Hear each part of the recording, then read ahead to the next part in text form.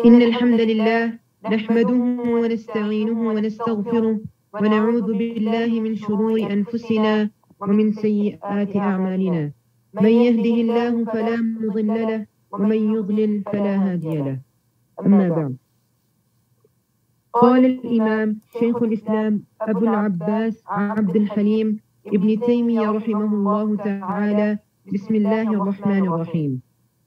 ومن الإيمان بالله الإيمان بما وصف به نفسه في كتابه العزيز، وبما وصفه به رسوله محمد صلى الله عليه وسلم من غير تحريف ولا تعطيل، ومن غير تكييف ولا تمثيل، بل يؤمنون بأن الله تعالى ليس كمثله شيء وهو السميع البصير.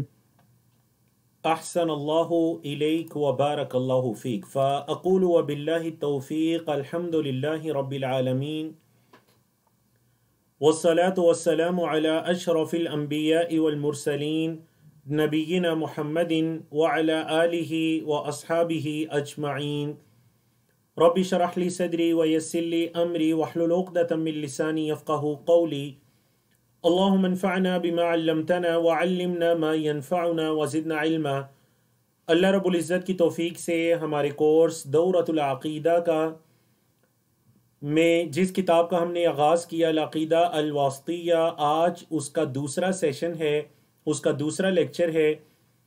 اللہ کی توفیق سے اس لیکچر میں ہم کل 33 فوائد کو پڑھیں گے، فائدہ نمبر 30 سے لے کر فائدہ نمبر 63 تک۔ انشاءاللہ آج شروحات کے دوران آپ ان فوائد کو سنیں گے، ساتھ ساتھ نوٹ کرنے کی کوشش کیجئے تاکہ کلاس کے اندر توجہ بھی برقرار رہے اور بعد میں جو آپ لوگوں کا اختبار ہونا ہے اس کی تیاری میں بھی آپ کے لیے آسانی رہے۔ تو آپ کے علم میں ہے کہ ابن تیمیہ رحمہ اللہ نے اس سے پہلے ایمان مجمل کا کیا مطلب ہے؟ مطلب جن چیزوں پر ہم نے ایمان لانا ہے، امام ابن تیمیہ رحمہ اللہ نے ان 6 عناصر کو، ان 6 چیزوں کو ذکر کر دیا جن پر ہم نے ایمان لانا ہے، اور وہ کیا ہے؟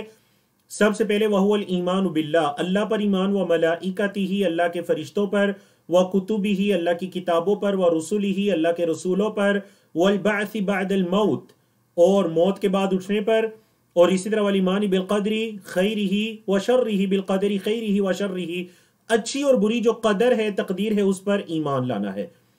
تو یہ آپ کہہ دیجئے کہ 6 ایمان کے ارکان ہیں، ان کے صرف جب نام ذکر کیے جائیں گے تو اسے ایمان مجمل کہا جائے گا۔ تو اجمالی طور پر ابن تیمیہ رحمہ اللہ نے بیان کیا، اب وہ کیا کریں گے کہ آنے والی سطور میں کتاب کے حصے میں وہ اس ایک ایک رکن کو تفصیل کے ساتھ بیان کریں گے۔ تو آپ دیکھ لیجئے ایمان مجمل میں سب سے پہلے کیا ہے؟ وَهُوَ الْإِيمَانُ بِاللَّهِ۔ تو آج کے درس کا آغاز، یا آج جو ہم حصہ پڑھنے جا رہے ہیں اس کتاب کا، اس کا آغاز کہاں سے ہوا؟ وَمِنَ الْإِيمَانِ بِاللَّهِ۔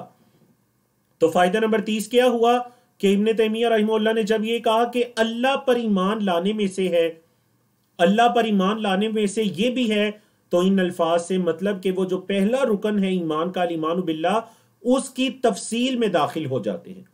بولیے اس کی تفصیل میں داخل ہو رہے ہیں کہ اللہ پر ایمان لانے کا کیا مطلب۔ اور جیسا کہ پہلے لیکچر میں تفصیل کے ساتھ بتایا گیا تھا کہ توحید کی 3 اقسام، توحید ربوبیت کے اللہ کو خالق مالک رب مانا جائے، اور توحید الوہیت کے اللہ رب العزت کو اکیلا معبود عبادت کے لائق مانا جائے، اور توحید اسماء و صفات۔ تو ہماری یہ جو کتاب ہے اس کا ٹاپک اسماء و صفات ہے۔ تو دیکھیے انہی الفاظ سے آغاز ہوا کہ اللہ پر ایمان لانے میں سے یہ بھی ہے کیا؟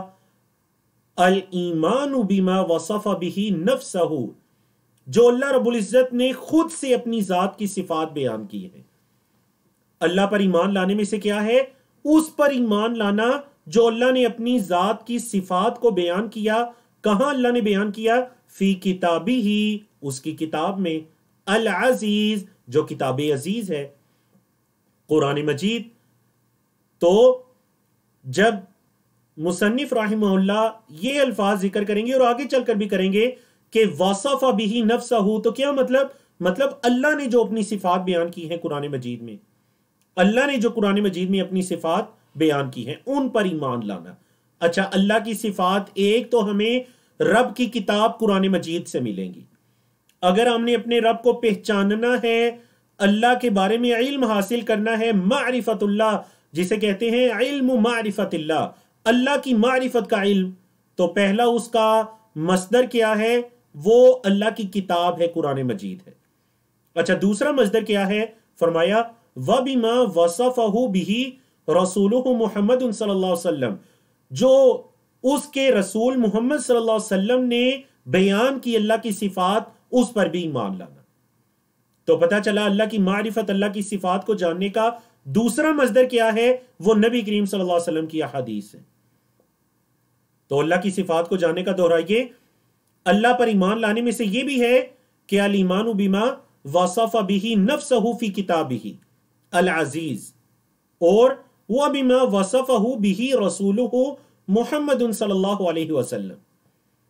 اب جو اللہ نے اپنی ذات کا وصف بیان کیا اس پر ایمان لانا، حضرت محمد صلی اللہ علیہ وسلم نے جو اللہ کے اوصاف، اللہ کی صفات بیان کی ان پر ایمان لانا، لیکن اس ایمان لانے کے اندر ہم نے ان چیزوں سے بچنا ہے جن چیزوں میں پڑھ کر کئی مسلمانوں کے گروہ گمراہی تک پہنچ گئے۔ تو ابن تیمیہ رحمہ اللہ نے بڑے، یعنی یہ جو آپ پڑھنے جا رہے ہیں یہ بڑے ابن تیمیہ رحمہ اللہ کے مشہور اور معروف الفاظ ہیں۔ آپ کہہ دیجئے کہ بعد کے آنے والے علماء میں سے 20 علماء کرام نے ان الفاظ کو اپنی عقائد کی کتابوں میں ذکر کیا کہ اللہ پر جو ایمان لانا ہے تو کن چیزوں سے ہم نے بچنا ہے۔ اللہ کی صفات پر ایمان لاتے ہوئے کن چیزوں سے ہم نے بچنا ہے، پھر جا کر اللہ پر ایمان لانے کا حق ادا ہوگا۔ تو وہ 4 چیزیں ابن تیمیہ رحمہ اللہ نے بیان کی۔ ان 4 کے بغیر ایمان لانا ہے جو اللہ نے اپنی ذات کا وصف بیان کیا اس پر، اور جو حضرت محمد صلی اللہ علیہ وسلم نے اللہ کی صفات بیان کی اس پر۔ وہ 4 چیزیں کیا ہیں؟ شمار کیجئے۔ من غیر تحریف، بغیر تحریف کے ایمان لانا ہے، ولا تعطیل، بغیر تعطیل کے ایمان لانا ہے، ومن غیر تکییف، بغیر تکییف کے ایمان لانا ہے، ولا تمثیل، اور بغیر تمثیل کے ایمان لانا ہے۔ دہرائیے، تحریف، تعطیل، تکییف، تمثیل، ان 4 کی طرف نہیں جانا، اس کے بغیر اللہ پر ایمان لانا ہے۔ اللہ اکبر۔ تو اب آئیے یہ 4 کیا اصطلاحات ہیں، سمجھیے، اور کیوں سمجھنا ہے؟ تاکہ ہم ان سے بچ سکیں اپنے رب کی پہچان میں، اپنے رب کی معرفت میں، تاکہ ہم ان سے کیا کر سکیں؟ بچ سکیں۔ سب سے پہلے کیا ہے؟ من غیر تحریف۔ تحریف کا کیا مطلب ہے جی؟ تحریف کا مطلب ہے تغییر، تبدیلی۔ کیا مطلب تبدیلی؟ مطلب یہ کہ اللہ رب العزت کی جو صفات ہیں ان کے معنی کو بدل دیا جائے، تغییر۔ بولیے اللہ کی صفات میں تبدیلی کر دی جائے۔ اب دیکھیں یہ تحریف 2 طرح کی ہو سکتی ہے، ایک کو کہتے ہیں تحریف لفظی اور ایک کو کہتے ہیں تحریف معنوی۔ معنوی اعتبار سے اللہ کی صفات میں کوئی تبدیلی کر دی جائے یا لفظی اعتبار سے تبدیلی کر دی جائے، مطلب وہ جو اللہ کی صفت ہے اس کے الفاظ ہی بدل دیے جائیں۔ اس کی مثال کیا ہے؟ مثال کے طور پر بعض لوگوں نے کہا کہ قرآن کی یہ جو آیت ہے سورہ طٰہٰ کی، الرحمن علی العرش استویٰ، اللہ جو ہے وہ عرش پر قائم ہے، اللہ عرش پر قائم ہوا، مستوی ہوا۔ اب انہوں نے کہا یہاں پر استویٰ جو ہے یہ اصل میں استولا سے ہے، تو انہوں نے کیا کیا؟ تحریف لفظی کی، ایک لام کا اضافہ کر دیا۔ اچھا، انہوں نے کیوں یہ تحریف کی اس کی تفصیل آگے آ رہی ہے۔ اب یہ کس کی مثال ہوگی؟ تحریف لفظی۔ پھر دوسری قسم ہے تحریف کی، تحریف معنوی۔ تحریف معنوی کا کیا مطلب ہے جی؟ تحریف معنوی کا یہ مطلب ہے اللہ کی صفت ہے رحیم، تو انہوں نے کہا یہاں پر اس سے مراد رحمت نہیں ہے بلکہ اس سے مراد انعام اور احسان ہے۔ اللہ کی رحمت مراد نہیں لی جائے گی بلکہ اس سے مراد کیا کیا جائے گا؟ انعام اور احسان لیا جائے گا۔ تو بولیے انہوں نے کیا کیا؟ انہوں نے تحریف معنوی کی، مطلب الفاظ کو تو نہیں بدلا لیکن معنی کو بدل دیا، مفہوم کو بدل دیا اللہ کی صفت کا، رحیم یا رحمان صفت کے معنی کو بدل دیا، تو یہ تحریف معنوی کہلائے گی۔ تو تحریف کے بغیر اللہ پر اللہ کی صفات پر ایمان لانا ہے۔ تحریف کے بعد دوسری جس چیز سے بچنا ہے وہ کیا ہے؟ تعطیل۔ تعطیل کا مطلب کیا ہے؟ تعطیل کا مطلب ہے اخلا، مطلب خالی قرار دے دینا۔ تعطیل کا مطلب خالی قرار دے دینا، مطلب بعض گمراہ فرقوں نے یہ کہا کہ اللہ رب العزت سمیع تو ہے لیکن بلا سمعین، بغیر سننے کے سمیع ہے۔ اچھا بصیر تو ہے بلا بصرین، بغیر دیکھنے کے بصیر ہے۔ اور جیسا کہ میں نے پہلے لیکچر میں تفصیل سے بیان کیا تھا کہ ابن تیمیہ رحمہ اللہ کا جو دور تھا، اس دور میں یہ جو فتنے تھے، یہ فتنے اپنے عروج پر تھے، یعنی ان کو غلبہ حاصل تھا، لوگ ان کے پیروکار بنتے جا رہے تھے۔ جن حالات کے اندر ابن تیمیہ رحمہ اللہ نے اس کتاب کو لکھا، کوئی ایک اللہ کی صفات کے بارے میں کوئی بھی شوشہ چھوڑ دیتا تو اس کے پیچھے چلنے والے بیسیوں کی تعداد میں کھڑے ہو جاتے۔ جیسے آج ہم اپنے معاشروں کے اندر دیکھتے ہیں، کوئی انسان کتنی بھی جہالت پر مبنی کوئی بھی سطحی اور گری ہوئی بات کرتا ہے، اس کے ماننے والے بھی 8-10 بندے اس کے پیچھے کھڑے ہو جاتے ہیں۔ کوئی اس سے یہ نہیں پوچھتا کہ آپ یہ جو بات کر رہے ہیں اس کی دلیل کیا ہے اور یہ بات آپ کیسے کر رہے ہیں۔ اللہ اکبر۔ تو یہاں پر یہ چیز یاد رکھنی چاہیے۔ ابن تیمیہ رحمہ اللہ نے فرمایا وَلَا تَعْطِيلٍ، بغیر تعطیل کے، بغیر تعطیل۔ تعطیل کا مطلب کہ اللہ کو صفات سے خالی قرار دے دینا، اللہ کو صفات سے خالی قرار دینا۔ اور باقاعدہ ایک گروہ ہے، ایک فرقہ ہے جس کو معطلہ کہتے ہیں۔ معطلہ، انہوں نے کیا کیا؟ تعطیل کے اندر پڑ گئے، اللہ کی صفات مانی لیکن ان صفات کا کوئی عمل دخل نہیں ہے، اللہ کو صفات سے خالی قرار دے دیا۔ تو یہ اللہ کی صفات پر ایمان لانا نہیں ہے۔ بولیے، یہ اللہ کی صفات پر ایمان لانا نہیں ہے کہ اللہ کی صفات کی ہی نفی کر دی جائے۔ تیسری جو چیز ہے وہ ہے تکییف۔ تیسری چیز بولے کیا ہے؟ تکییف۔ تکییف کا کیا مطلب ہے؟ تکییف کا مطلب ہے تعیین کیفیت الصفت والحیہ، کہ جو اللہ کی صفت یا حیت ہے اس کی تعیین کی جائے، کیفیت کو بیان کیا جائے۔ بالکل اس کی مثال امام مالک رحمہ اللہ سے یہ سوال کیا، کسی شخص نے آ کر پوچھا ہے امام صاحب بتائیں، اللہ نے قرآن میں فرمایا کہ الرحمن علی العرش استوى، تو کیف استواؤہ، اللہ کا استوا کیسے ہے؟ اب بولیے اللہ کا استوا کیسے ہے؟ امام مالک رحمہ اللہ نے اس کے سوال کو شدید ناپسند کیا اور پھر اللہ کی صفت استوا کے بارے میں ایک قاعدہ بتایا، اور علماء کرام نے کہا کہ یہ قاعدہ صرف اللہ کی صفت استوا کے بارے میں نہیں ہے، بلکہ اللہ کی دیگر بھی تمام صفات پر یہی قاعدے کا اطلاق ہوتا ہے۔ قاعدہ کیا ہے؟ کہنے لگے الاستواء معلوم، قاعدے کے اندر 4 چیزیں ہیں۔ الاستواء معلوم، اللہ کا استوا ہمیں معلوم ہے کیونکہ قرآن مجید نے کہا الرحمن علی العرش استوى، اللہ کا استوا ہمیں معلوم ہے۔ والکیف مجہول، اچھا اس کی کیفیت کیا ہے یہ مجہول ہے، انہوں نے واللہ عالم، اللہ بہتر جانتا ہے کہ کیا کیفیت ہے۔ والایمان بہ واجب، اس پر ایمان لانا واجب ہے۔ والسؤال عنہ بدعۃ، لیکن اس کے بارے میں سوال کرنا یہ بدعت ہے۔ دوبارہ قاعدہ سنیے، الاستواء معلوم، استوا تو معلوم ہے، قرآن مجید میں آیا، ہم ایمان لاتے ہیں اللہ کے استوا پر۔ والکیف مجہول، کیفیت مجہول ہے، کیسے اللہ کا استوا ہے؟ واللہ عالم، جیسے اس کی شان کے لائق ہے۔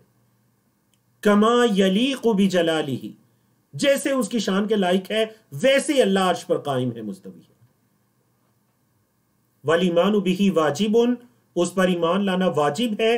والسؤال عنہ بدعۃ، لیکن اس کے بارے میں سوال کرنا بدعت ہے، کیونکہ صحابہ کرام نے نبی کریم صلی اللہ علیہ وسلم سے یہ سوال نہیں کیے کہ ذرا ہمیں بتائیں اللہ کیسے عرش پر، اللہ کا عرش پر استوا کیسے ہے، اس کی کیفیت کیا ہے۔ صحابہ کرام نے اللہ کے استوا کے بارے میں بولے سوال نہیں کیے۔ اللہ اکبر۔ تو اس وجہ سے اللہ کی کسی بھی صفت کی کیفیت کو بیان نہیں کیا جائے گا، بولے کسی بھی صفت کی کیفیت کو بیان نہیں کیا جائے گا۔ اور چوتھی چیز جس سے بچنا ہے وہ کیا ہے؟ وَلَا تَمْثِيلٍ، بغیر تمثیل کے اللہ پر ایمان لانا ہے، جو کہ آج کے آپ کے درس کا 36واں فائدہ ہے۔ بغیر تمثیل کے اللہ کے لیے مثال نہیں بیان کرنی. مطلب قرآن و حدیث کے اندر اللہ کے ہاتھ کا ذکر ہے، اب مثال نہیں بیان کرنی کہ اللہ کا یہ ہاتھ کس کی مانند ہے. تمثیل کہتے ہیں تشبیہ یا تمثیل یا کی مثال کے بیان کرنے کو، کہ آپ ایک چیز کو دوسری چیز کی طرح کہیں. اللہ رب العزت کے لیے مثال بیان نہیں کرنی. بولیے اللہ کے لیے مثال بیان نہیں کرنی. تو یہ ابن تیمیہ رحمہ اللہ نے کہا اللہ کی صفات کے اس بات میں ان 4 چیزوں سے بچنا ہے. کن 4 چیزوں سے؟ تحریف، تعطیل، تکییف، تمثیل. ان 4 چیزوں سے اللہ کی صفات کے اس بات میں ان 4 چیزوں سے بولے کیا کرنا ہے؟ بچنا ہے. اب ابن تیمیہ رحمہ اللہ بڑی خوبصورت بات کہتے ہیں. اچھا اب یہاں پر ایک موضوع جس کی طرف میں آگے چل کر اشارہ کروں گا وہ یہ ہے کہ آخر یہ گمراہ فرقے ان چیزوں کے اندر واقع کیوں ہوئے؟ کس چیز نے انہیں مجبور کیا تحریف کی طرف جانے پر، یا تعطیل کی طرف جانے پر، یا تکییف کی طرف جانے پر، یا تمثیل کی طرف جانے پر؟ کس چیز نے انہیں مجبور کیا؟ وہ آگے اس کا بیان آ رہا ہے. ابن تیمیہ رحمہ اللہ فرماتے ہیں بل یؤمنون بان اللہ، بل یؤمنون، بلکہ وہ ایمان لاتے ہیں. کون؟ اہل السنہ والجماعہ، جن کا پیچھے ذکر گزرا، جو فرقہ ناجیہ ہے، جو فرقہ منصورہ ہے، کامیاب ہونے والا گروہ ہے، اللہ کی طرف سے جس کی مدد کی گئی ہے، جس کا ذکر پہلے درس میں تفصیل سے گزرا. وہ جو ہے اہل السنہ والجماعہ یؤمنون، وہ ایمان لاتے ہیں. کس چیز پر ایمان لاتے ہیں؟ بِأَنَّ اللَّهَ، یہ کہ اللہ لَيْسَ كَمِثْلِهِ شَيْءٌ، کوئی چیز اس کے مانند نہیں ہے. وَهُوَ السَّمِيعُ الْبَصِيرُ، اور وہ سمیع ہے، سننے والا ہے، بصیر ہے، دیکھنے والا ہے. اس کتاب کی شرح کرنے والے ایک عالم شیخ صالح بن فوزان الفوزان حافظہ اللہ، معروف عالم دین اور فقیہ ہیں، فرماتے ہیں کہ یہ جو آیت کریمہ ہے سورہ شورى کی آیت نمبر 11، یہ آیت کریمہ اللہ کی صفات کے بارے میں ایک باقاعدہ قاعدہ اور قانون ہے، ایک دستور ہے، ایک قاعدہ قانون اور دستور ہے اللہ کی صفات کے بارے میں، کہ اللہ کی صفات کو مانتے ہوئے، اللہ کی صفات پر ایمان لاتے ہوئے، لیس کمثلہ شیء، اس میں کس پر رد ہے؟ جو تکییف اور تمثیل کی طرف گئے. بولیے جو تکییف اللہ کی کیفیت بیان کرنے کی طرف، یا اللہ کے لیے مثال بیان کرنے کی طرف گئے.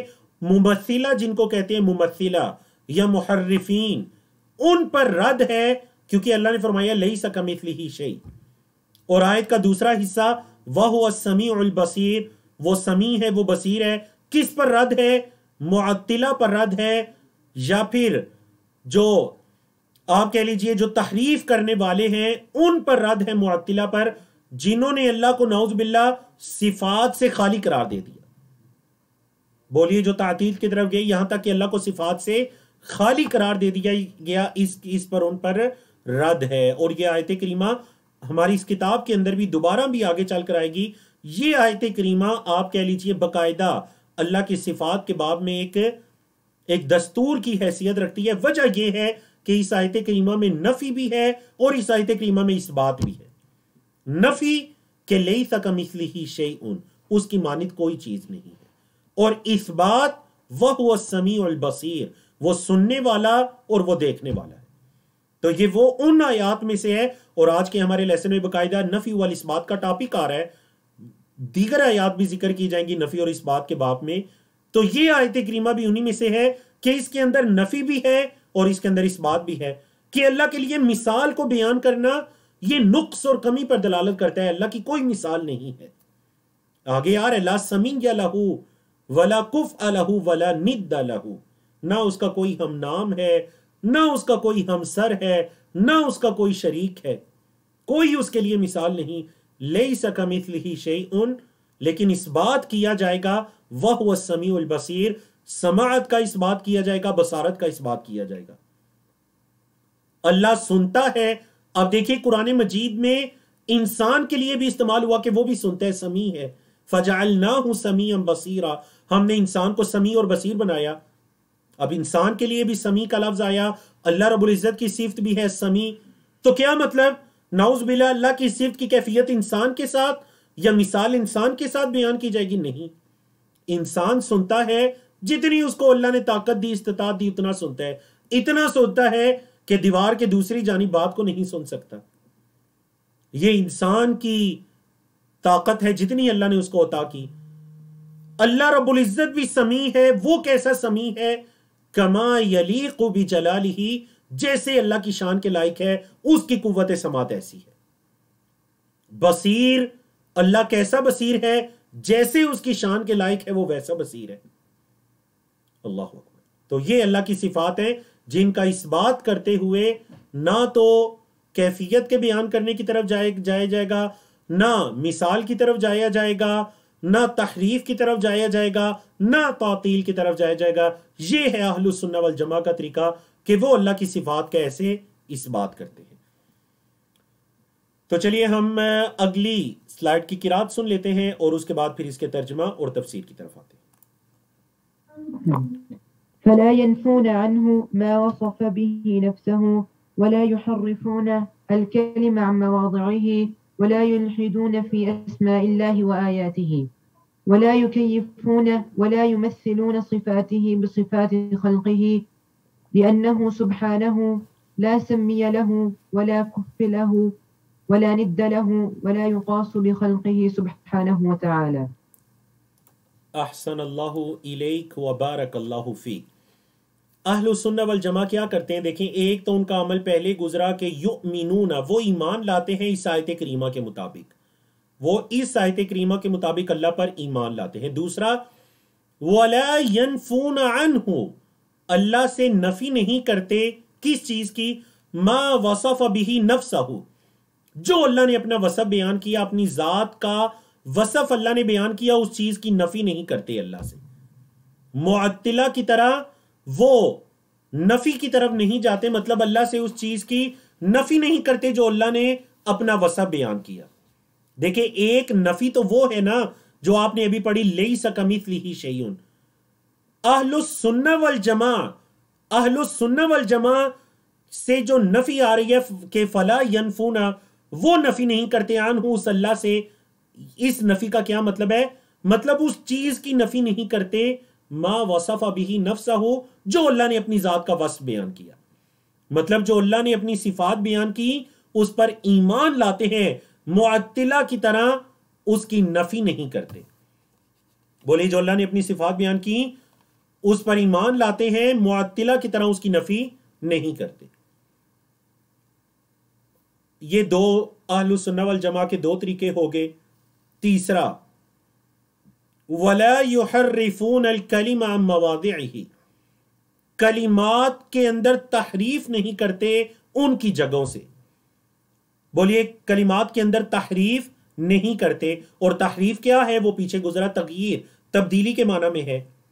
مطلب اللہ رب العزت کے جو کلمات ہیں ان کے اندر، اور انہی کلمات میں اللہ رب العزت نے اپنے اوصاف، اپنی صفات کو بھی بیان کیا، ان کے اندر تحریف نہیں کرتے، ان کو ان کی جگہ سے بدلتے نہیں۔ جیسے کہ پیچھے مثالیں دی گئیں، رحمت سے مراد انعام لے لو، استوا سے مراد استولا لے لو، جاء سے مراد جاء امر ربی کا لے لو، آگے اس کی تفصیل آ رہی ہے۔ تو وہ اللہ کی صفات میں تحریف نہیں کرتے، اس کے مواضع سے، اس کی جگہوں سے، موضع ان کی جمع مواضع، اس کی جگہوں سے اس میں تبدیلی نہیں کرتے۔ اور نمبر 4، وَلَا يُلْحِدُونَ فِي أَسْمَاءِ اللَّهِ وَآيَاتِهِ، اللہ کے ناموں یا اللہ کی آیات کے اندر الحاد نہیں کرتے۔ اب دیکھیں، الحاد کس کو کہتے ہیں؟ عربی زبان میں آپ کے علم میں ہے کہ قبر کی بھی ایک قسم ہے لحد۔ ایک قبر ہے شق، ایک قبر ہے لحد۔ لحد جو اکثر عرب کے اندر بنتی ہے، جسے نبی کریم صلی اللہ علیہ وسلم نے بھی پسند فرمایا۔ لحد جسے آپ اردو میں بغلی قبر بھی کہتے ہیں، کہ پہلے ایک گڑھا کھودا جائے اور پھر اندر کی طرف ایک اور گڑھا کھودا جائے، اسے لحد کہتے ہیں۔ لحد کا مطلب ہوتا ہے ایک سائیڈ پر جھک جانا، کیونکہ وہ قبر نیچے جا کر ایک سائیڈ پر ہوتی ہے۔ تو الحاد کا مطلب کیا ہو گیا؟ الحاد کا مطلب ہے ایک طرف مائل ہونا، کسی ایک طرف مائل ہو جانا۔ تو اہل سنہ والجماع اللہ کے ناموں میں الحاد نہیں کرتے. کیا مطلب؟ اللہ کے ناموں کو بیان کرتے ہوئے وہ جو صحیح راستہ ہے اس کو چھوڑ کر دائیں بائیں نہیں ہوتے. یہ مطلب ہے الحاد کا. صراط مستقیم سے، صحیح راستے سے، جس صراط مستقیم کی تفصیل بیان ہوئی اس صراط مستقیم سے دائیں بائیں نہیں ہوتے اللہ کی صفات کو بیان کرتے ہوئے.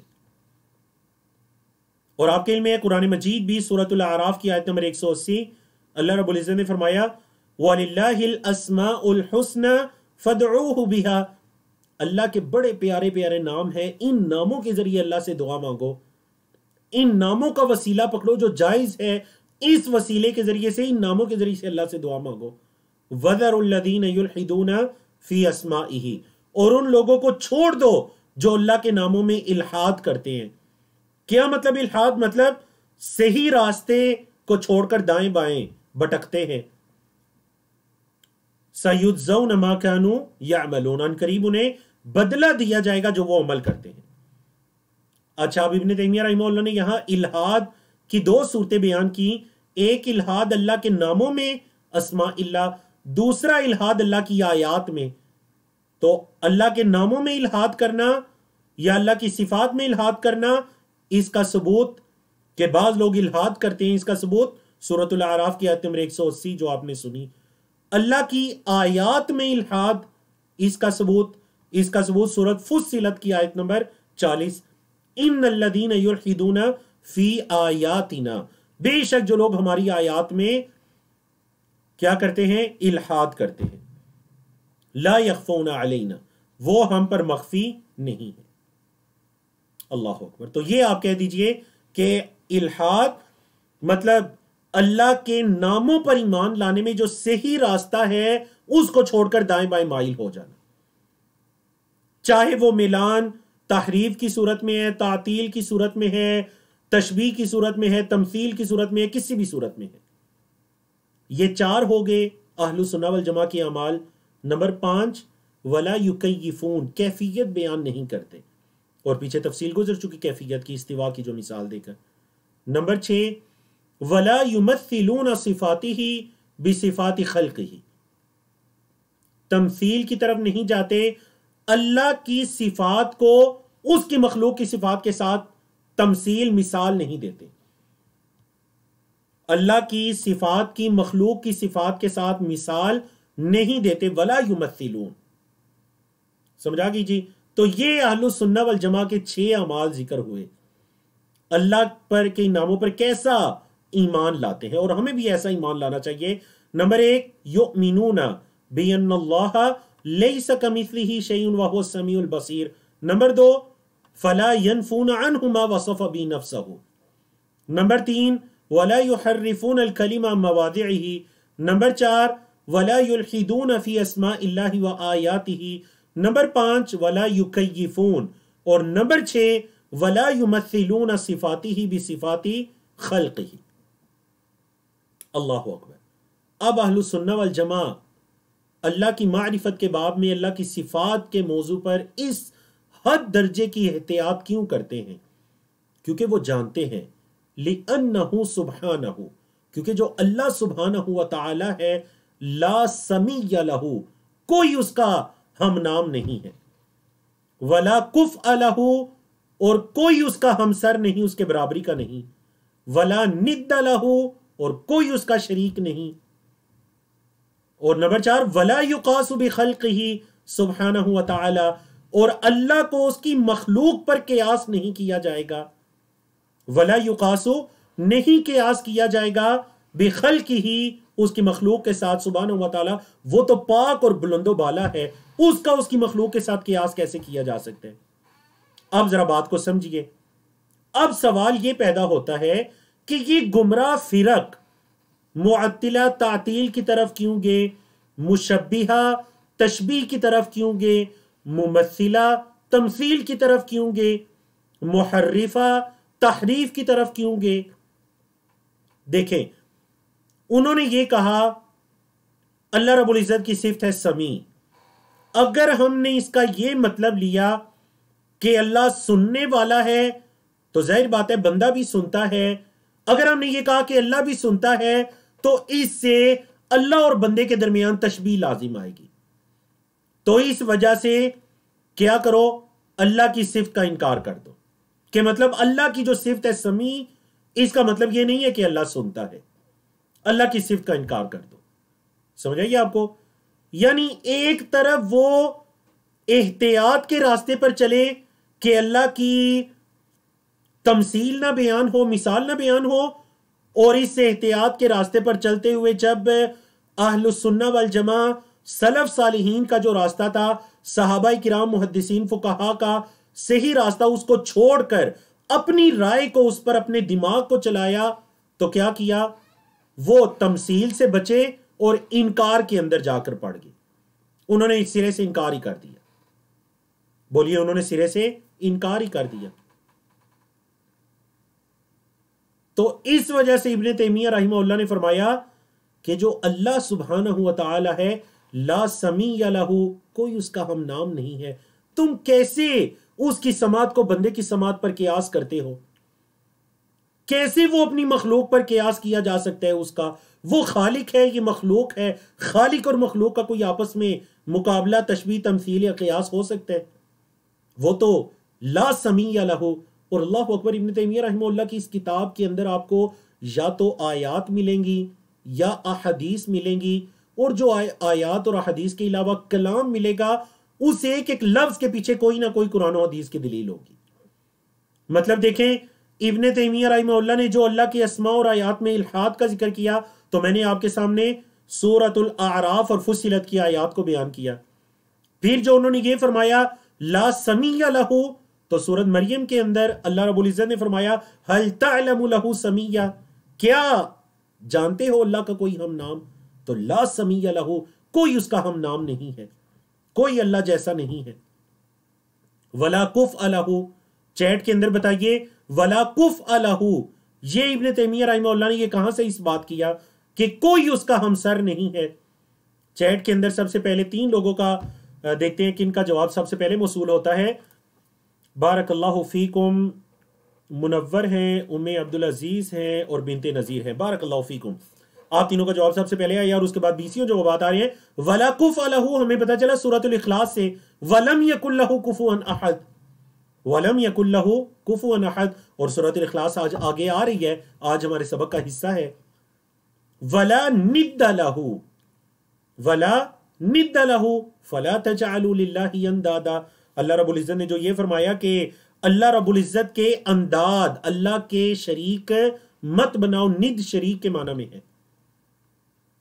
تو ان تینوں چیزوں کی دلیل قرآن مجید کے اندر موجود ہے کہ لا سمیع لہ ولا کفء لہ ولا ند لہ.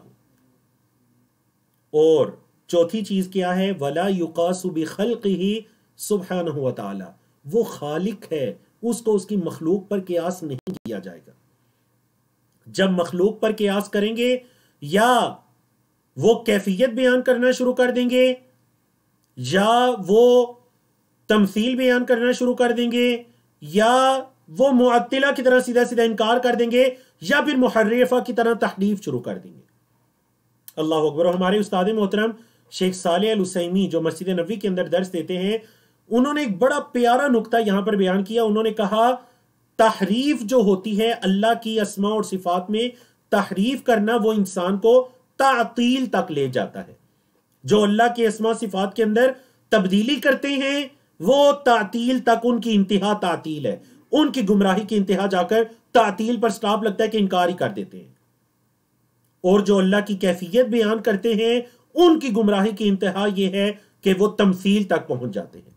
تو یہ جو 4 چیزیں ابن تیمیہ رحمہ اللہ نے بیان کی, بڑی ترتیب کے ساتھ بیان کی, کیونکہ تحریف تعطیل تک لے جاتی ہے اور تکییف تمثیل تک لے جاتی ہے.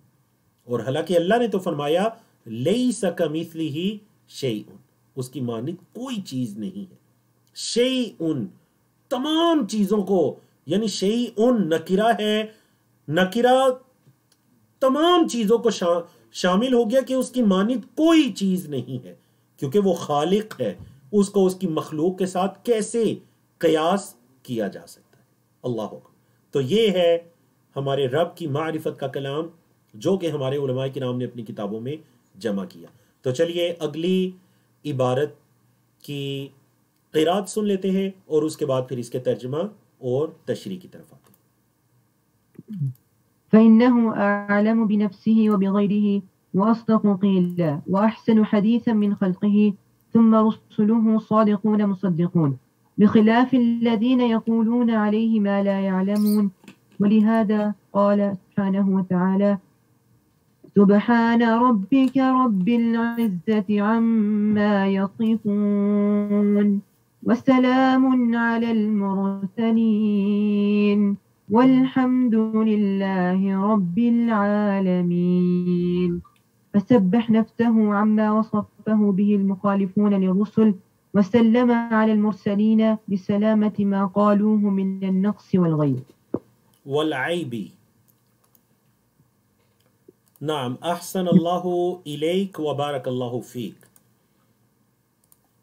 اللہ رب العزت نے فرمایا اب دیکھیں ہم اللہ کی صفات کو بیان کرتے ہوئے کیوں بار بار اس چیز کو دہرا رہے ہیں کہ جو اللہ نے اپنے بارے میں بیان کیا اپنی کتاب میں یا نبی کریم صلی اللہ علیہ وسلم نے جو اللہ رب العزت کی صفات کو بیان کیا حدیث کے اندر ہم اسی پر اکتفا کریں گے. ہم اس کے اندر اپنی منمانیاں یا اپنی عقل کا استعمال نہیں کریں گے. ہم کہیں گے ہم اس پر ایمان لاتے ہیں جیسے اللہ کی یہ صفات آتی ہیں اور جیسی اس کی شان کے لائق ہے. وہ کیسے سنتا ہے جیسے اس کی شان کے لائق ہے. اس کا استوا کیسے ہے جیسے اس کی شان کے لائق ہے.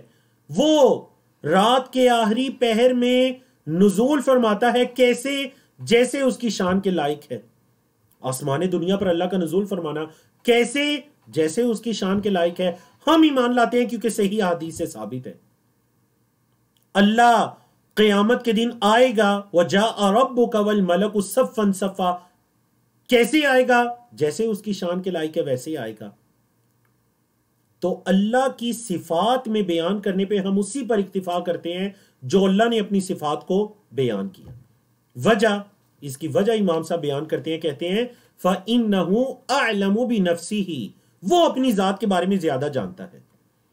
وہ اللہ اپنی ذات کے بارے میں زیادہ جانتا ہے. اعلم اسم تفضیل نہ صرف اپنی ذات کے بارے میں بلکہ وَبِغَيْرِهِ دوسروں کے بارے میں بھی اللہ زیادہ جانتے ہیں. غیر کے بارے میں اللہ اپنے بارے میں بھی اور غیر کے بارے میں بھی اللہ زیادہ علم رکھتا ہے.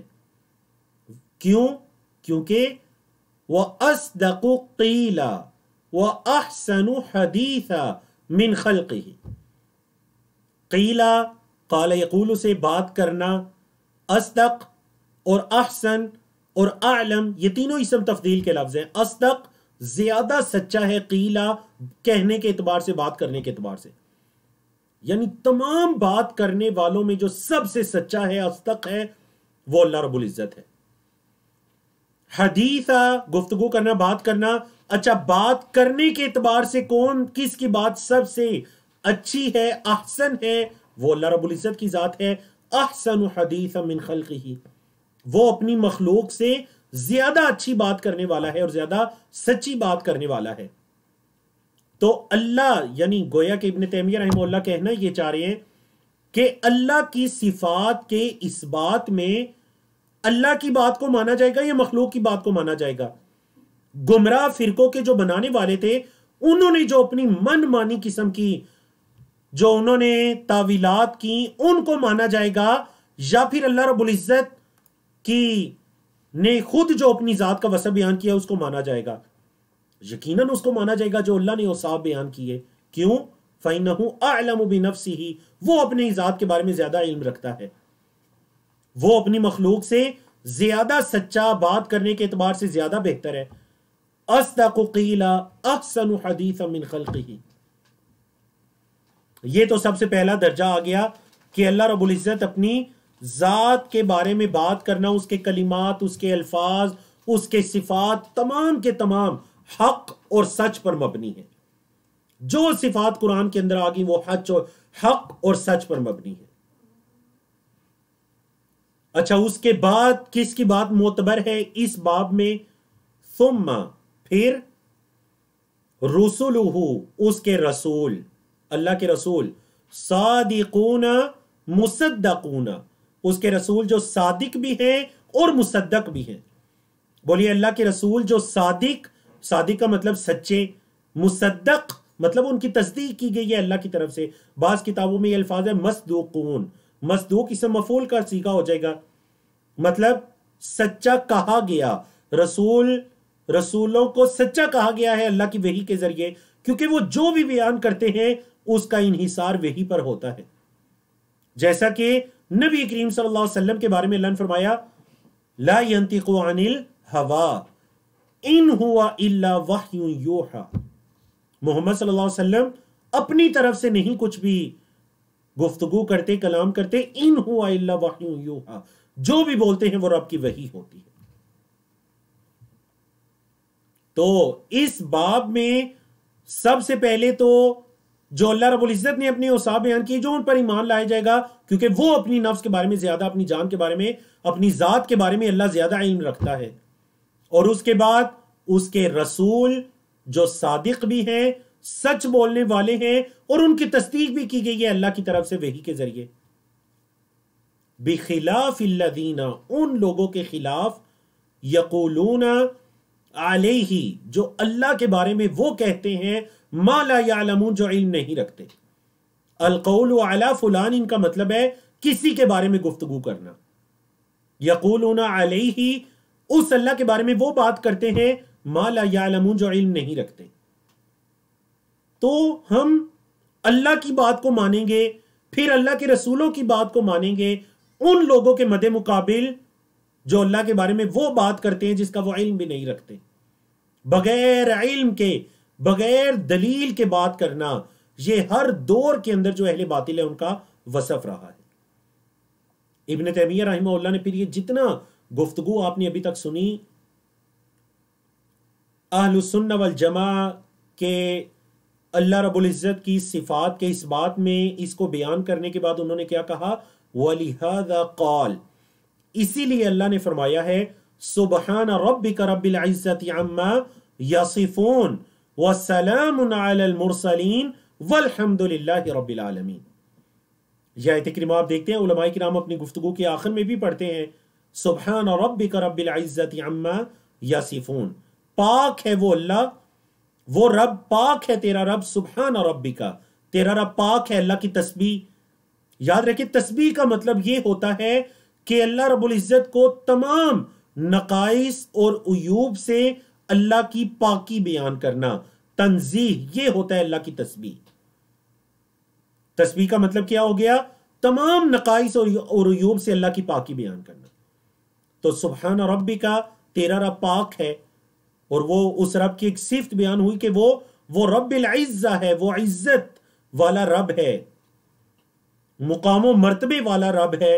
اچھا وہ پاک ہے کس چیز سے؟ عما یصفون، اس سے جو وہ بیان کرتے ہیں. اللہ اس چیز سے پاک ہے جو وہ اللہ کے اوصاف بیان کرتے ہیں، اللہ ان سے پاک ہے. وَسَلَامٌ عَلَى الْمُرْسَلِينَ، اور سلامتی ہو رسولوں پر. دیکھیں سلامتی ہو رسولوں پر. تو ابن تیمیہ رحمہ اللہ نے یہ جو بات کہی نا فَإِنَّهُ أَعْلَمُ بِنَفْسِهِ وَبِغَيْرِهِ، اور پھر فرمایا ثُمَّ رُسُلُهُ صَادِقُونَ مُصَدِّقُونَ، گویا کہ وہ کہہ رہے ہیں یہ بات جو ہے یہ بھی اس آیت کریمہ سے ثابت ہو رہی ہے. سورۃ صافات کی 3 جو آیات ہیں، آیت نمبر 180، 81 اور 82، کہ اللہ نے اپنی پاکی کو بیان کر کے سلامتی کس پر بھیجی؟ سلام ہو کس پر؟ رسولوں پر. وجہ کیونکہ انہوں نے صحیح سلامت اللہ کے پیغام کو اللہ کے بندوں تک پہنچایا، اور اس کے مطابق ہم اللہ پر ایمان لائیں گے اور اپنے رب کو پہچانیں گے. والحمد للہ رب العالمین، اور تمام تعریفیں کس کے لیے ہیں؟ وہ ایک اللہ کے لیے ہیں جو رب العالمین ہے، تمام جہانوں کا رب ہے. تمام تعریفیں اس اللہ کے لیے ہیں. تو یہ آیات ان آیات میں سے ہے جن آیات کے اندر یا قرآن مجید کے ان مقامات پر اللہ کی تسبیح اور حمد ایک ساتھ بیان ہو رہی ہے. تسبیح کا مطلب نقائص کی نفی کرنا، حمد کا مطلب خوبیوں کو اثبات کرنا، صفات کا اثبات کرنا. تسبیح کا مطلب نقائص کی نفی، حمد کا مطلب خوبیوں کا اثبات. تو دیکھیں سبحان ربک رب العزت عما یصفون، یہ اللہ کی تسبیح ہے. جو وہ اللہ کی اوصاف بیان کرتے ہیں باطل، اللہ رب العزت ان سے پاک ہے. اور کیسے پتا چلا؟ وَسَلَامٌ عَلَى الْمُرْسَلِينَ، اللہ کے رسولوں نے، اللہ کے پیغمبروں نے ہمیں بتایا. وَالْحَمْدُ لِلَّهِ رَبِّ الْعَالَمِينَ، اور تمام تعریفیں اللہ کے لیے ہیں جو رب العالمین ہے. تو ابن تیمیہ رحمہ اللہ کیا فرماتے ہیں؟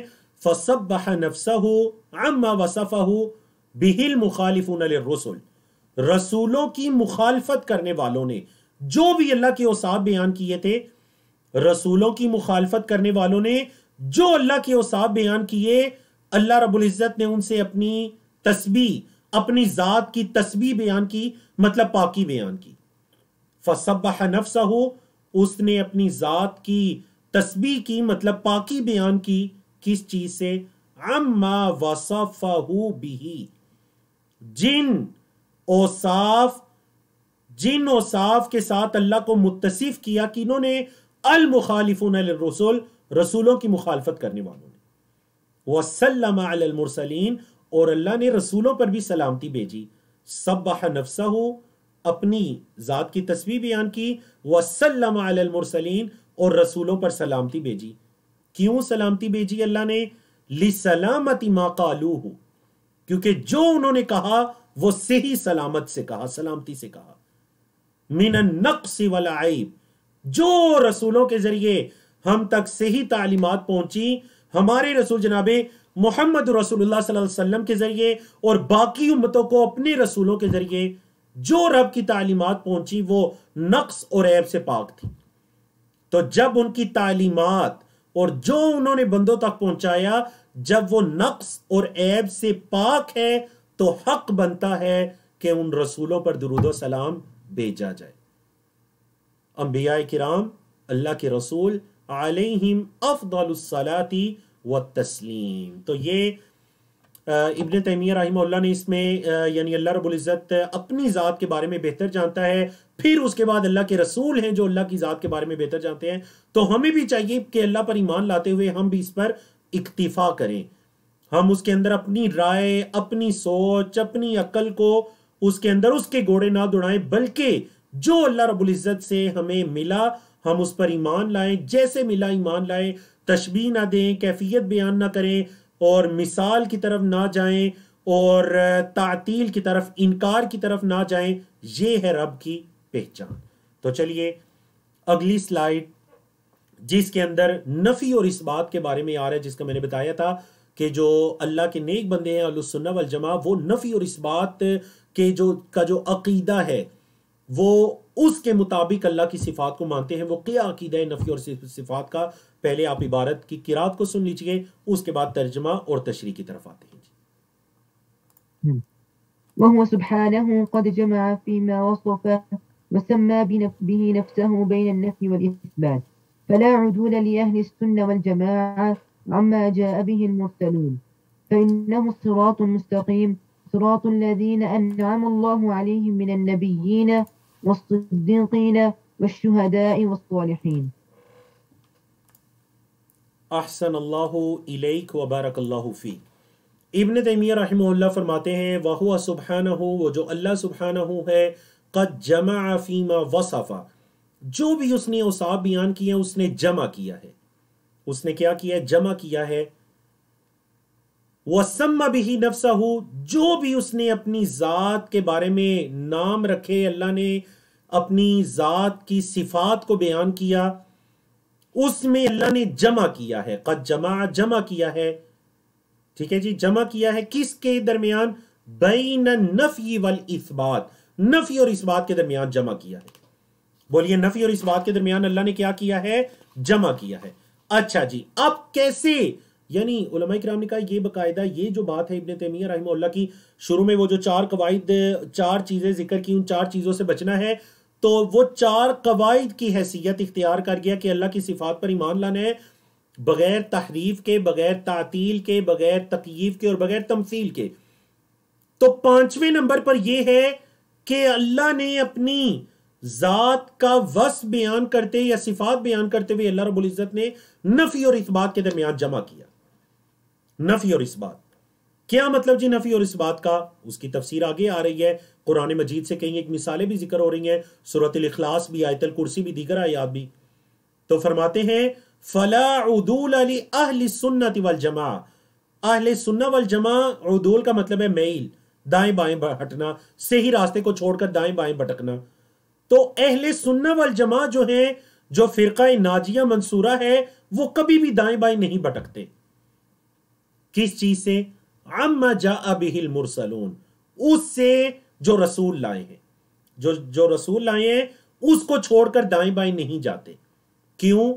فَإِنَّهُ الصِّرَاطُ الْمُسْتَقِيمُ، کیونکہ یہی تو صراط مستقیم ہے، وہ صراط مستقیم جس کا سوال ہم اللہ سے ہر نماز کی حرکت میں کرتے ہیں، اہدنا الصراط المستقیم، اے اللہ ہمیں صراط مستقیم کی ہدایت عطا کر دے. ابن تیمیہ رحمہ اللہ نے کہا کون سا صراط؟ کہا صراط الذین، ان لوگوں کا راستہ انعم اللہ علیہم، جن پر اللہ نے انعام کیا. اب سوال یہ پیدا ہوتا ہے اللہ نے کن پر انعام کیا؟ قرآن مجید کی آیت کے ذریعے ہی پتہ چلتا ہے. من النبیین، انبیاء پر، والصدیقین، صدیقین پر، والشہداء، شہداء پر، والصالحین، اور اللہ کے نیک بندوں پر. یہ جو 4 کیٹیگریز ہیں یہ ہیں اللہ کے انعام یافتہ بندے، انبیاء، صدیقین، شہداء، صالحین. ان لوگوں کا راستہ یہ اہل السنہ والجماع کا راستہ ہے، اور اہل السنہ والجماع کبھی بھی اس راستے کو چھوڑ کر دائیں بائیں نہیں بھٹکتے.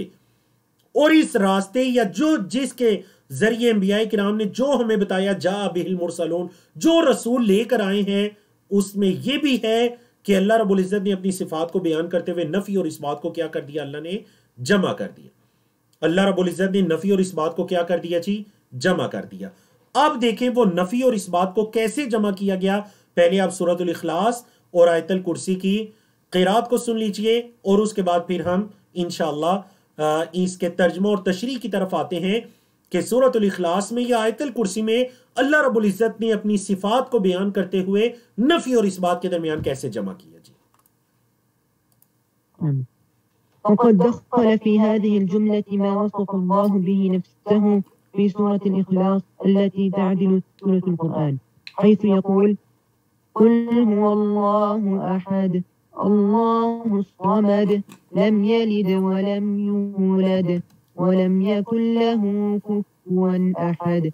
وما وصف به نفسه في أعظم آياته في كتابه، حيث يقول: الله لا إله إلا هو الحي القيوم لا تأخذه سنة ولا نوم له ما في السماوات وما في الأرض من ذا الذي يشفع عنده إلا بإذنه يعلم ما بين أيديهم وما خلفهم ولا يحيطون بشيء من علمه إلا بما شاء وسع كرسيه السماوات والأرض ولا يؤوده حفظهما وهو العلي العظيم.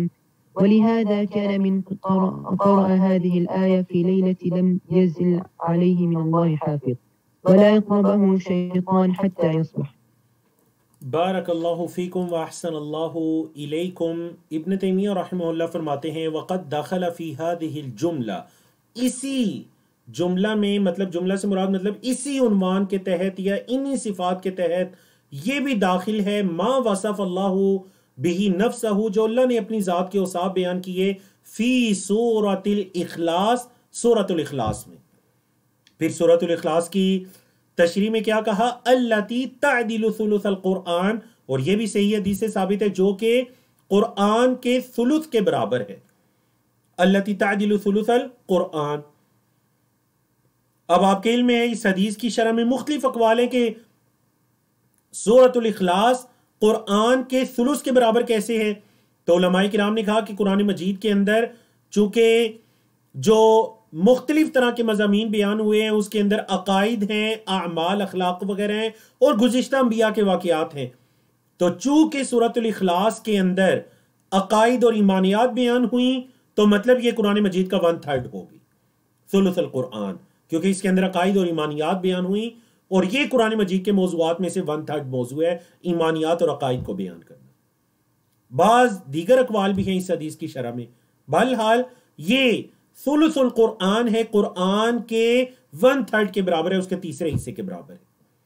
حیث یقول، اللہ تعالیٰ فرماتا ہے قل هو اللہ احد، وہ اللہ ایک اکیلا ہے، وہ اللہ احد ہے. اللہ الصمد، وہ اللہ بے نیاز ہے. صمد کس کو کہتے ہیں؟ صمد اس سردار، اس بادشاہ کو کہتے ہیں جو کسی کا محتاج نہ ہو. سارے اس کے محتاج ہیں، وہ کسی کا محتاج نہیں ہے، جو بے نیاز ہے. حتیٰ کہ وہ ہماری عبادتوں کا بھی محتاج نہیں ہے، وہ ہمارے نیک اعمال کا بھی محتاج نہیں ہے. وہ الصمد ہے، وہ بے نیاز ہے.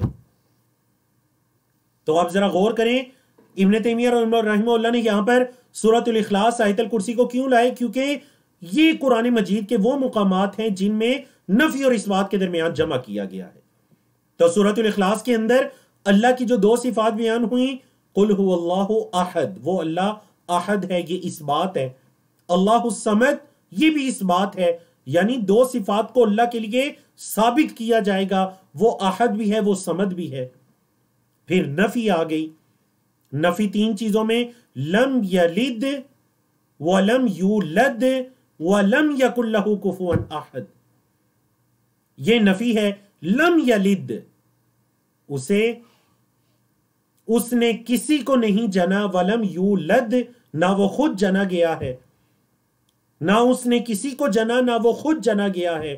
ولم یکن لہ کفوا احد، کوئی اس کی برابری کا نہیں ہے. کفو عربی زبان میں مماثل یا برابری والے کو کہتے ہیں. اللہ رب العزت کی برابری کا کوئی نہیں ہے، کوئی اس کا مماثل نہیں، کوئی اس کا ہمسر نہیں. وَلَمْ يَكُنْ لَهُ كُفُوًا أَحَدٌ. تو دیکھیں سورۃ الاخلاص کے اندر نفی اور اس بات میں کیسے جمع کیا گیا کہ اللہ کی صفات آئیں. احد اور صمد یہ اس بات کی ہے، اور جو لم یلد ولم یولد، مطلب اولاد کا ہونا، والدین کا ہونا، یہ انسان کی کمزوری اور محتاجی پر دلالت کرتا ہے. تو اللہ کی یہ شان ہے، وہ پاک ہے، وہ بیٹے سے پاک ہے، وہ صاحبہ سے پاک ہے، وہ بیوی سے پاک ہے. لم یلد ولم یولد، نہ صرف یہ بلکہ ولم یکن لہ کفوا احد. اور اسی طرح اللہ رب العزت نے جو قرآن مجید کی سب سے جو عظیم بڑی شان و شوکت والی آیت ہے، آیت الکرسی، اور یہ جو ابن تیمیہ رحمہ نے آیت الکرسی کا یہ وصف بیان کیا نا، اعظم آیت فی کتابہ، اعظم آیت فی کتابہ، قرآن مجید کی سب سے عظیم آیت. تو آپ کے علم میں یہ بھی حضرت ابی بن کعب کی حدیث ہے. ابو المنذر ان کی کنیت تھی، ابی بن کعب. نبی کریم صلی اللہ علیہ وسلم نے سوال پوچھا کہ بتاؤ قرآن مجید میں سب سے عظیم آیت کون سی ہے؟ اعظم آیت فی کتاب اللہ. تو اب جب آپ صلی اللہ علیہ وسلم نے بار بار پوچھا، حضرت ابی کہتے ہیں انہیں پہلی مرتبہ سے پتا تھا آیت الکرسی کی یہ شان ہے، لیکن وہ خاموش رہے یہاں تک کہ جب اللہ کے نبی صلی اللہ علیہ وسلم نے بار بار پوچھا تو حضرت ابی بن کعب نے فرمایا آیت الکرسی. وہ آیت کیا ہے؟ وہ آیت الکرسی ہے. تو نبی کریم صلی اللہ علیہ وسلم نے فرمایا اے ابو المنذر تمہیں یہ علم مبارک ہو، اے ابو المنذر تمہیں یہ علم مبارک ہو. اب آیت الکرسی اتنی عظیم آیت، اس آیت کی عظمت اور شان و شوکت کی وجہ یہ ہے کہ اس آیت کے اندر بھی اللہ کی جو مختلف صفات بیان ہوئی ہیں، ان صفات کے اندر نفی اور اس بات دونوں کے اندر جمع کیا گیا ہے. اللہ نے فرمایا اللہ لا الہ، کوئی حقیقی معبود نہیں، الا ہو، مگر وہ. اللہ وہ ہے کہ لا الہ الا ہو، الحی القیوم. الحی وہ حی ہے، القیوم وہ قیوم ہے، وہ زندہ ہے، وہ قیوم ہے. کیا مطلب؟ یہ اللہ رب العزت احادیث کے مطابق ہی جو اللہ کی 2 صفات الحی القیوم، اس کو اسم اعظم کہا گیا ہے کہ جس اسم اعظم کے ذریعے جب اللہ سے دعا مانگی جائے تو وہ اللہ اس دعا کو قبول کرتا ہے. بولیے، وہ اللہ اس دعا کو قبول کرتا ہے. القیوم کی تفسیر میں یہ بھی کہا گیا کہ قیوم کے اندر اللہ کی 2 طرح کی صفات آ جاتی ہیں. القائم بنفسہ، وہ بذات خود قائم ہے، والمقیم لغیرہ، اور باقی تمام کائنات کو، ہر چیز کو جس کو ہم جانتے ہیں یا نہیں جانتے، وہ قائم رکھے ہوئے ہیں. نہ صرف خود قائم ہے بلکہ دوسری چیزوں کو قائم رکھے ہوئے ہیں. یہ ہوتا ہے القیوم. لا تأخذہ سنۃ ولا نوم. دیکھیں نفی آ گئی، یہ ہے نفی. پہلے اس بات ہے کیا؟ اس بات الحی القیوم. پھر نفی کیا ہے؟ لا تأخذہ سنۃ ولا نوم. نہ اسے اونگ آتی ہے نہ اسے نیند آتی ہے. نہ اسے اونگ آتی ہے اور نہ اسے نیند آتی ہے. لہو ما فی السماوات و ما فی الارض. اسی اللہ کے لیے ہے جو آسمانوں میں ہے اور جو زمین میں ہے. من ذا الذی یشفع عندہ الا باذنہ. کون ہے جو اس اللہ کے پاس کسی کی سفارش کر سکے مگر اس کے حکم سے، اس کی اذن سے. تو یاد رکھیے اللہ کے حکم کے بغیر کوئی کسی کی سفارش نہیں کر سکے گا. اور سفارش کے بارے میں بھی الشفاعت للہ، شفاعت اللہ کے لیے ہے. دو چیزوں کو یاد رکھیے. نمبر ایک، کس کو سفارش کا اختیار ملنا ہے یہ اللہ جانتا ہے، اور کس کے لیے اختیار ملنا ہے یہ بھی اللہ جانتا ہے. اور اللہ کے حکم سے جس کو بھی سفارش کی اجازت ملنی ہے وہ اللہ کے حکم سے ملنی ہے، اور جس کے لیے سفارش کی جائے گی وہ بھی اللہ کے حکم سے ہی کی جائے گی. کوئی شخص اس دھوکے میں مبتلا نہ کرے کہ قیامت کے دن وہ آپ کی سفارش کر لے گا. اسے کیا پتا کہ اسے سفارش کا اختیار اللہ دے گا بھی یا نہیں. انبیاء رسول کے علاوہ کسی کے بارے میں یہ حتمی نہیں کہا جا سکتا کہ اس کو سفارش کا اختیار دیا جائے گا اور پھر وہ کسی دوسرے کی اپنی مرضی کے مطابق سفارش کرتا پھرے گا. کیونکہ سفارش اللہ کے لیے، للہ جمیعا، تمام کی تمام اللہ کے لیے ہے. یعلم ما بین ایدیہم، وہ جانتا ہے جو ان کے آگے ہے، وما خلفہم، اور جو ان کے پیچھے ہے. ولا یحیطون بشیء من علمہ، وہ اللہ کے علم میں سے کسی چیز کا احاطہ نہیں کر سکتے. الا بما شاء، سوائے اس کے جو وہ چاہے. جو وہ اپنے بندوں کو سکھا دے بس وہ ان کا علم ہے. کبھی بھی اللہ کے بندے اللہ کے علم کا احاطہ نہیں کر سکتے. وسع کرسیہ السماوات والارض، اس کی کرسی کی شان تو یہ ہے کہ وہ وسیع ہے آسمانوں اور زمین کو. مطلب ان آسمانوں اور زمین کو اپنے اندر سموئے ہوئے ہے. اتنی وہ وسیع ہے، اتنی بڑی کرسی ہے. اب اس کرسی کا کیا مطلب ہے؟ واللہ عالم. اللہ کی کرسی جیسی اس کی شان کے لائق ہے. علماء کرام، مفسرین، محدثین نے کہ مختلف طرح کے اقوال ہیں کہ کرسی کا کیا مطلب ہے. بعض نے کہا کرسی سے مراد اللہ کا عرش ہے، بعض نے کہا موضع القدمین، دو قدموں کے جو رکھنے کی جگہ ہے وہ کرسی ہے. حضرت عبداللہ بن عباس کی بھی یہی تفسیر ہے، موضع القدمین. بہرحال اس کے بارے میں مختلف اقوال ہیں. اس کی کرسی زمین و آسمان کو وسیع ہے. ولا یؤودہ حفظہما، دیکھیں پھر نفی آ گئی، نفی آ گئی. ولا یؤودہ حفظہما، زمین و آسمان کی حفاظت اس کو نہیں تکاتی، اللہ رب العزت کو نہیں تکاتی زمین و آسمان کی حفاظت. اور پھر اس بات وَهُوَ الْعَلِيُّ الْعَظِيمُ، وہ بلند اور عظیم ہے، وہ اعلی ہے، وہ علی ہے، وہ عظیم ہے، عظمت والا ہے. تو دیکھیے کس طرح یعنی سورۃ الاخلاص اور آیت الکرسی میں بعض صفات ایسی ہیں جن کا تعلق اس بات کے ساتھ ہے اور بعض صفات ایسی ہیں جن کا تعلق نفی کے ساتھ ہے. مطلب کوئی بھی نقص ہے، عیب ہے، اس کی اللہ رب العزت سے نفی کی جائے گی. چاہے وہ نیند ہے، اونگ ہے، اولاد ہیں، والدین ہیں، ہمسر ہے، زمین و آسمان کی حفاظت ہے، تھکنا ہے. ولا یؤودہ حفظہما، یا دوسری کا فرمایا ما مسنا من لغوب. تو اسی وجہ سے ابن تیمیہ رحمہ اللہ نے فرمایا، اور یہ بات بھی حدیث سے ثابت ہے جو انہوں نے آیت الکرسی کے بعد کی، کہ وَلِهَذَا كَانَ مَنْ قَرَأَ هَذِهِ الْآيَةَ، جس نے اس آیت کو پڑھا آیت الکرسی کو، فی لیلۃ، رات میں، لم یزل علیہ من اللہ حافظ، ایک حفاظت کرنے والا فرشتہ اس کے ساتھ رہے گا صبح ہونے تک ایک فرشتہ اس کے ساتھ رہے گا. ولا یقربہ الشیطان، شیطان اس کے قریب بھی نہیں آ سکے گا، حتی یصبح، یہاں تک کہ وہ صبح کر دے گا. صبح ہونے تک شیطان اس کے قریب بھی نہیں آ سکے گا، اور ایک اللہ کی طرف سے حفاظت کرنے والا فرشتہ اس کے ساتھ رہے گا۔ تو ہمارے آج کے سبق کا اختتام ہے اس سلائیڈ پر، بلکہ اس سے اگلی سلائیڈ ہے جس کے اندر اللہ کی صرف صفات بیان ہوئی ہیں۔ اب دیکھیں میں آپ کو بتاتا ہوں ابن تیمیہ رحمہ اللہ، اللہ اکبر، اور آپ کو پہلے لیسن میں بھی بتایا گیا کہ ابن تیمیہ رحمہ اللہ نے اپنی اس کتاب کو عصر کی نماز کے بعد لکھنا شروع کیا، اور مغرب کے ٹائم وہ اٹھ گئے تھے، عصر سے مغرب کے وقفے کے دوران انہوں نے اس کتاب کو لکھا۔ اللہ اکبر، ہمارے علماء کرام محدثین فقہا کا علم، ہمارے اساتذہ کرام ہی کہتے تھے کہ ابن تیمیہ رحمہ اللہ نے عقیدہ واسطیہ میں جب آیات کو لکھنا شروع کیا، یعنی ان آیات کو جن آیات میں اللہ کی صفات ہیں، بولیے جن آیات میں اللہ کی صفات ہیں، جب ان آیات کو لکھنا شروع کیا تو ابن تیمیہ رحمہ اللہ، آپ ذرا غور کریں، 80 سے زیادہ آیات اس ضمن کے اندر لکھ گئے کہ جن میں اللہ رب العزت کی صفات آئی ہیں، جن میں اللہ رب العزت کی صفات آئی ہیں۔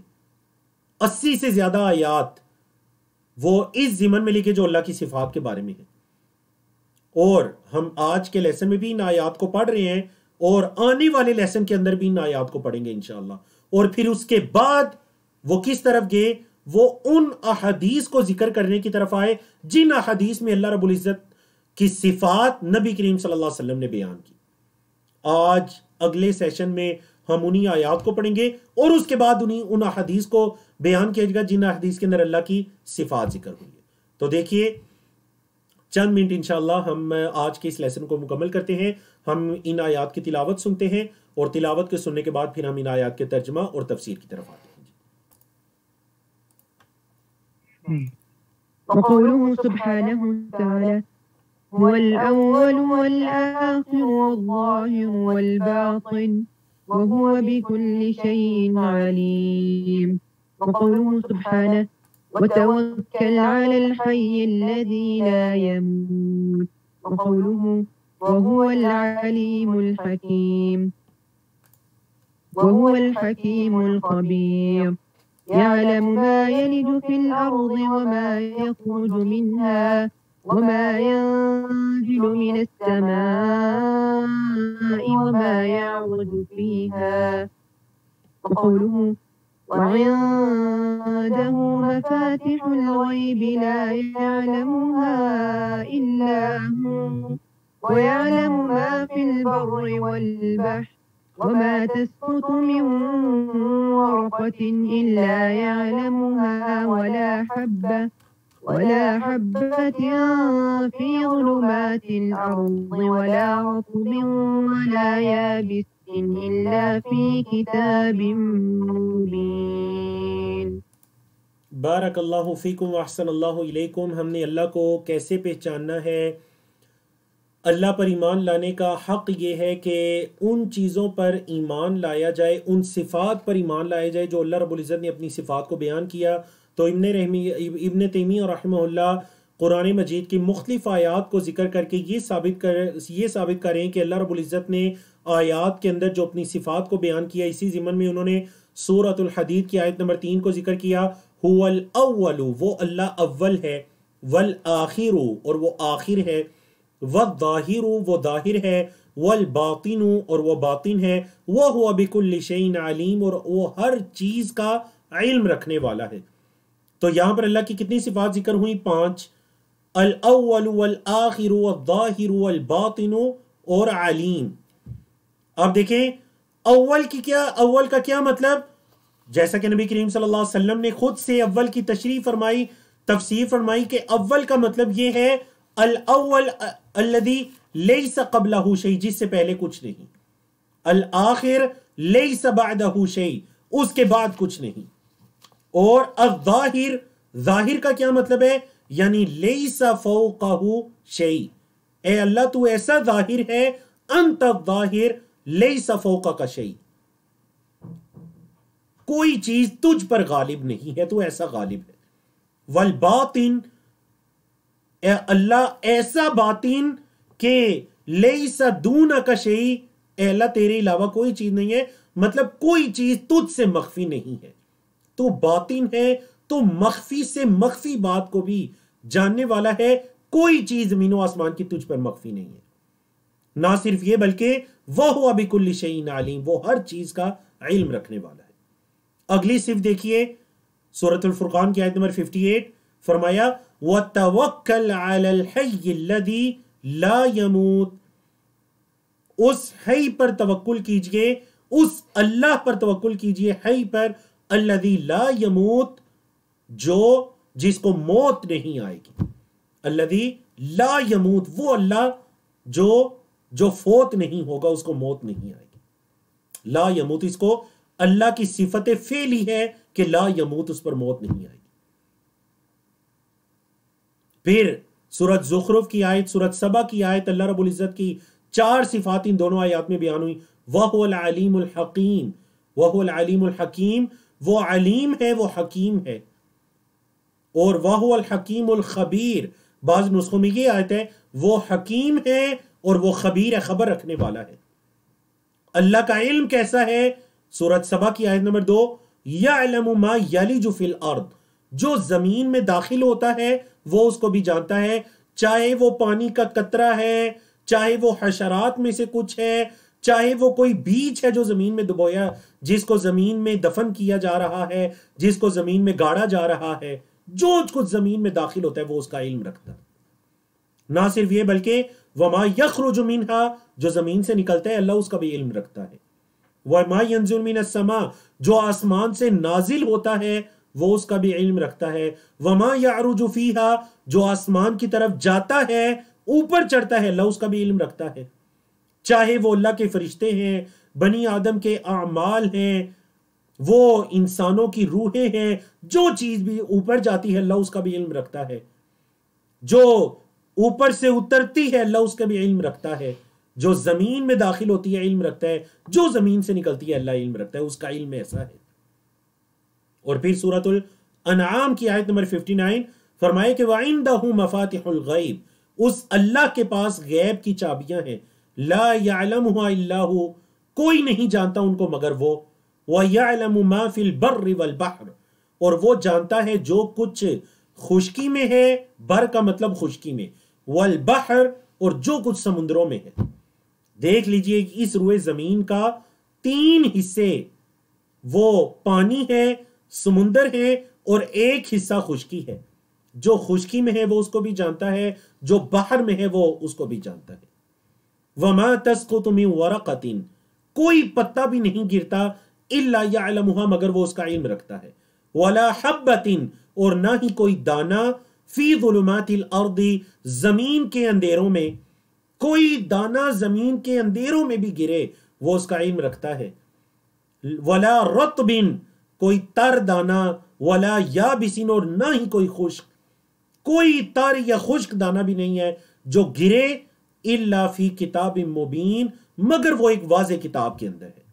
یہ اللہ کے ہاں درج ہے، ایک ایک پتے کا گرنا، ایک ایک دانے کا زمین کے اندر جانا، چاہے کوئی تر دانا ہے، خشک دانا ہے، جو گرتا ہے اس کا بھی علم ہے۔ اللہ اکبر، بر و بحر کا علم ہے، یہ اللہ رب العزت کا علم ہے۔ اور اکثر علماء کرام نے یہ جو آیات ہیں ان پر، ابن تیمیہ رحمہ اللہ کی کتاب اس پر عنوان قائم کیا کہ اللہ کا علم کیسا ہے۔ خاص کر یہ جو 2 آیات بیان ہوئی، سورۃ سبا کی آیت اور سورۃ الانعام کی آیت، اللہ کا علم ایسا ہے۔ اللہ اکبر۔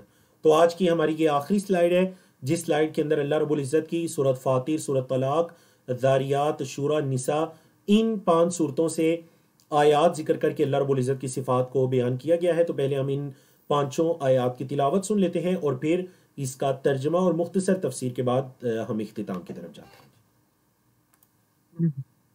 وما تحمل من أنثى ولا تضع إلا بعلمه، وقوله لتعلموا أن الله على كل شيء قدير وأن الله قد أحاط بكل شيء علما، وقوله إن الله هو الرزاق ذو القوة المتين، وقوله ليس كمثله شيء وهو السميع البصير، وقوله إن الله نعم ما يعظكم به إن الله كان سميعا بصيرا. احسن اللہ الیک و بارک اللہ فیک. اللہ رب العزت نے فرمایا سورۃ فاطر کی آیت نمبر 11 وَمَا تَحْمِلُ مِنْ أُنْثَى، جو کوئی مونس بھی حمل اٹھاتی ہے وہ اس کو وہ جانتا ہے. وَلَا تَضَعُ، اور نہ ہی وہ وضع حمل سے، نہ ہی وہ کوئی حمل وضع کرتی ہے الا بعلمہ، مگر اس اللہ کے علم میں ہے. تو اللہ کے علم کی آیات بیان ہو رہی ہیں، اس سے پہلے بھی اور یہ آیت بھی. وَقَوْلُهُ، سورۃ طلاق کی آیت نمبر 12 لِتَعْلَمُوا، تاکہ تم جان لو کیا، ان اللہ علی کل شیء قدیر، اللہ ہر چیز پر قادر ہے. وَأَنَّ اللَّهَ، اور یہ کہ اللہ قد احاط بكل شیء علما، اللہ نے علم کے اعتبار سے ہر چیز کا احاطہ کیے ہوئے، اللہ اس کو گھیرے ہوئے ہے. اللہ اکبر. یہ ہے اللہ کا علم کہ اللہ ہر چیز پر قادر ہے، اور اللہ علم کے اعتبار سے ہر چیز کو گھیرے ہوئے، اس کا احاطہ کیے ہوئے ہے. اللہ کے رزق کے بارے میں اللہ کی صفت سورۃ الذاریات کی آیت نمبر 58 کہ اللہ نے فرمایا ان اللہ هو الرزاق، وہ اللہ رزاق ہے، ذو القوت المتین، وہ قوت والا ہے، المتین ہے. متین وہ ذات جس کی قوت کاملہ ہے، مکمل اور کامل قوت والا ہے، وہ المتین ہے. تو اس سے اللہ رب العزت کی صفات الرزاق، ذو القوہ اور المتین کا پتہ چلتا ہے. اور پھر سورۃ شورى کی آیت نمبر 11 آ گئی جس کی تفصیل گزر چکی ہے. لیس کمثلہ شیء، اس کی مانند کوئی چیز نہیں ہے، کسی سے اس کی تشبیہ تمثیل نہیں بیان کی جائے گی، اس کے مخلوق میں سے کسی پر اس کو قیاس نہیں کیا جائے گا، کیونکہ وَهُوَ السَّمِيعُ الْبَصِيرُ، وہ سمیع اور بصیر ہے. اور سورۃ النساء کی آیت نمبر 58 کہ جس میں اللہ رب العزت جو اپنے بندوں کو وعظ و نصیحت کر رہے ہیں، اللہ اس کا بیان ہے، اور اللہ رب العزت کی صفت سمیع اور صفت بصیر کا بیان ہے. فرمایا ان اللہ نعم ما یعظکم بہ، اللہ تمہیں کتنی ہی اچھی، نعمہ اصل میں نعمہ سے ہے، نعمہ عربی زبان میں یوز ہوتا ہے سا کے اپوزٹ. نعمہ مطلب کتنی ہی اچھی، اور اس کا اپوزٹ ہے سا یا پھر بئسا مطلب کتنی ہی بری. تو بے شک اللہ کتنی ہی اچھی، یعظکم بہ، تمہیں وعظ کر رہے، نصیحت کر رہے. ان اللہ کان، بے شک اللہ ہے، سمیعاً سننے والا، بصیراً دیکھنے والا. تو یہ اللہ رب العزت کی صفات ہم نے آج کے لیسن میں کچھ ان صفات کو پڑھا جو اللہ رب العزت نے اپنی ذات کا وصف بیان کیا، اور انشاءاللہ آنے والے لیسن کے اندر مزید آیات اسی طرح آئیں گے جن آیات میں اللہ رب العزت نے اپنا وصف بیان کیا. اور ابن تیمیہ رحمہ اللہ جب 80 سے زیادہ ایسی آیات ذکر کر چکیں گے جن میں اللہ رب العزت کے اوصاف ہیں، اللہ کی صفات ہیں، تو پھر ان احادیث کو بیان کیا جائے گا جن احادیث میں نبی کریم صلی اللہ علیہ وسلم نے اللہ کی صفات کو ذکر کیا. اقول قولی ھذا استغفر اللہ لی ولکم ولسائر المسلمین من کل ذنب وصلی اللہ تعالی علی نبینا محمد وعلی آلہ وصحبہ اجمعین.